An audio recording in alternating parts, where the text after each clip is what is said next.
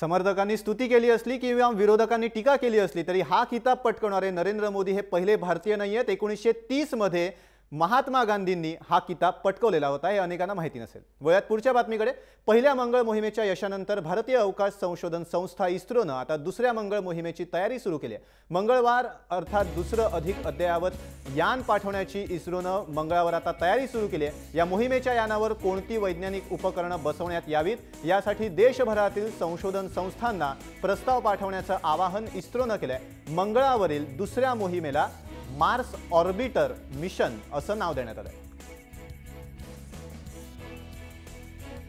इस्रोची ही दुसरी मंगळ मोहीम कशी असणार आहे पाहूयात ग्राफिक्सच्या माध्यमातून। या मोहिमेचं नाव मार्स ऑर्बिटर मिशन 2 म्हणजे MOM-2 असं आहे।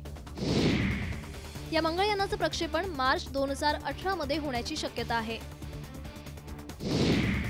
याचं वजन 100 किलो इतकं असून MOM-1 पेक्षा 7 पटींनी अधिक आहे।